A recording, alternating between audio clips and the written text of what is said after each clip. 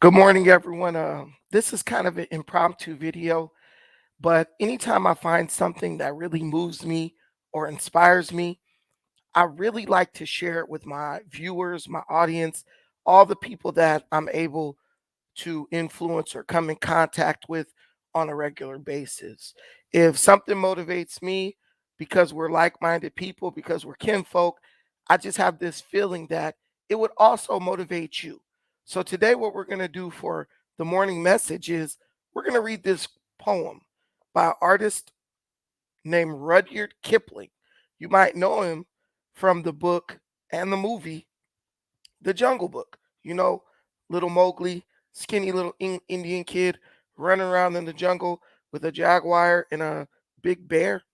Well, Rudyard Kipling had many literary works, many accomplishments in that field, and this is one that I feel is often overlooked, but very, very timely and very, very useful. So let's get into it. This is If by Rudyard Kipling. If you can keep your head when all about you are losing theirs and blaming it on you, if you can trust yourself when all men doubt you, but make allowance for their doubting too, if you can wait and not be tired by waiting, or being lied about, don't deal in lies, or being hated, don't give way to hating, and yet don't look too good, nor talk too wise. If you can dream and not make dreams your master, if you can think and not make thoughts your aim, if you can meet with triumph and disaster and treat those two impostors just the same, if you can bear to hear the truth you've spoken twisted by knaves to make a trap by fools, or watch the things you gave your life to broken and stoop and build them up with worn out tools, if you can make one heap of all your winnings and risk it on one turn of pitch and toss, and lose and start again at your beginnings and never breathe a word about your loss. If you can force your heart and nerve and sinew to serve your turn long after they're gone, and so hold on when there is nothing in you except the will which says to them, hold on. If you can talk with crowds and keep your virtue, or walk with kings nor lose the common touch, if neither foes nor loving friends can hurt you, if all men count with you, but none too much, if you can fill the unforgiving minute with 60 seconds worth of distance run, yours is the earth and everything that's in it, and which is more, you'll be a man, my son. That's Rudyard Kipling. I mean, this poem is just so dope. It's so dope. The part that particularly stands out to me, which I feel has so much relevance today, is in the second paragraph. Um, and in the no, actually, yeah, in the second paragraph, and that would be line 5, where it says, "If you can bear to hear the truth you've spoken, twisted by knaves to make a trap for fools." How many times do we deal with that? How many times do we see the words we say or the words of our ancestors being twisted and used out of context by people who wish to do nothing more than scam our people? You hear people say things like, Martin Luther King said, cut the check. Or he said he led us into a burning house, and then twist those words around to fit their own selfish aims. That's such a deep line to me. It's so real. I mean, sometimes you're gonna say things, and people will take what you say and twist it around and try to use it, try to weaponize it against you. It happens all the time.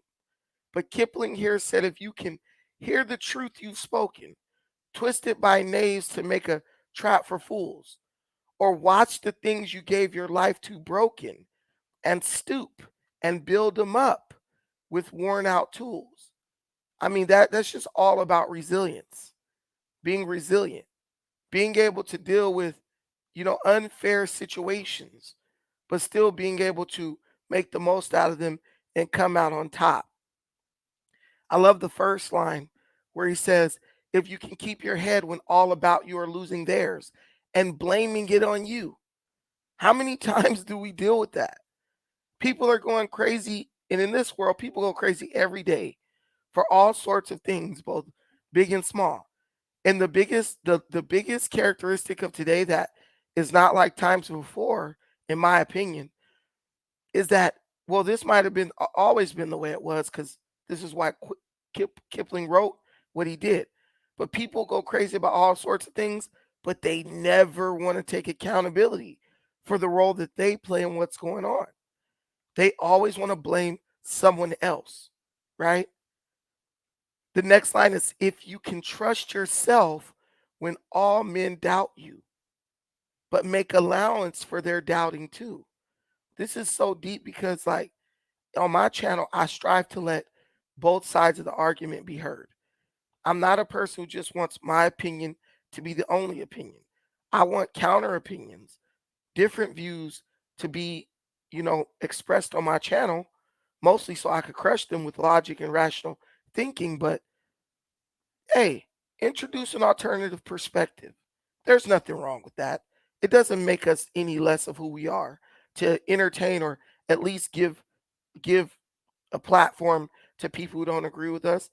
If you're telling the truth, at the end of the day, those who are seeking truth will identify with your words, and they will attach themselves to what you're trying to do.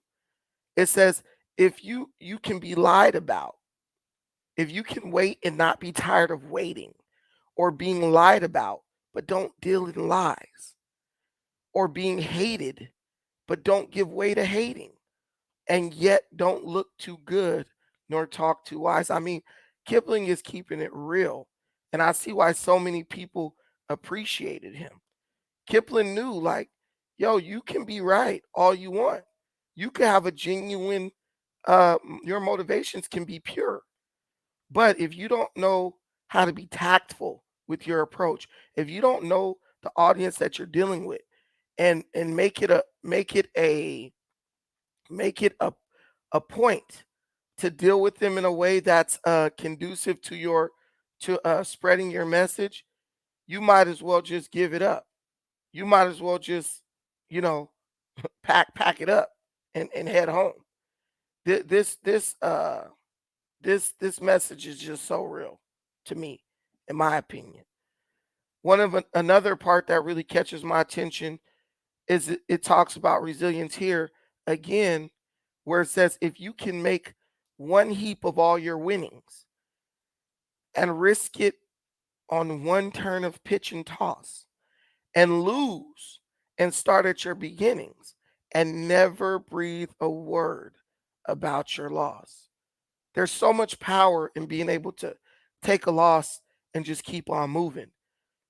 I feel like in our society today, especially with our people, we focus too much on our L's. We focus too much on the losses we take. We hyper focus on the losses we take. And we stay there stuck, lamenting our misfortune.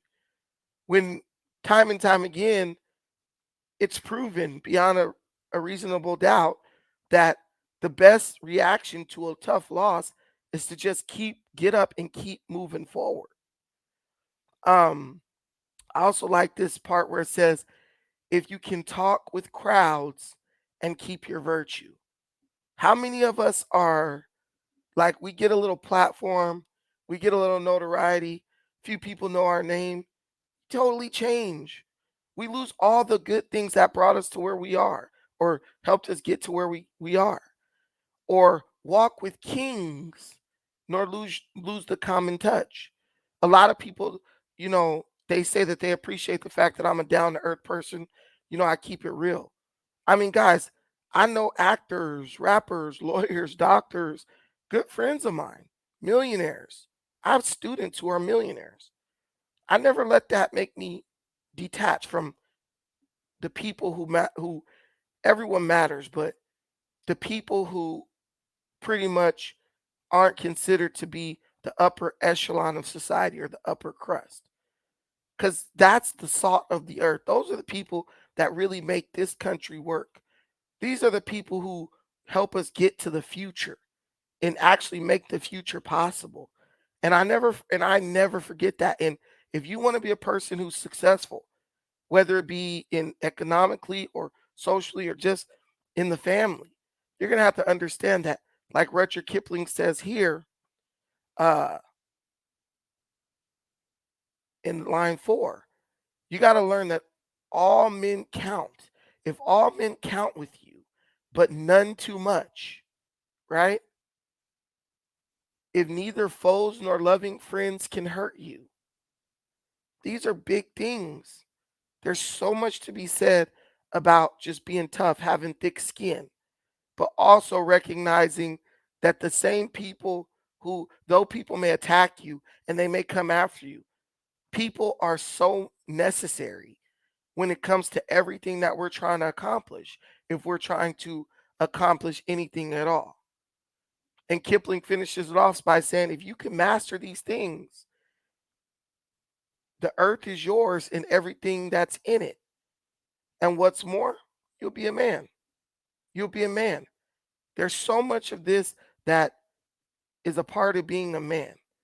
And now in the society that we live in today, it's so hard to really teach our sons and our young men about being a man, because being a man is something that's looked down upon in these days.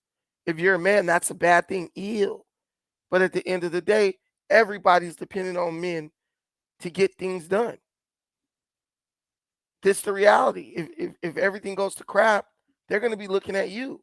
You're going to say, "Wait a minute, I thought you could do everything I could do, even better." Any man who's has a family knows that this isn't true.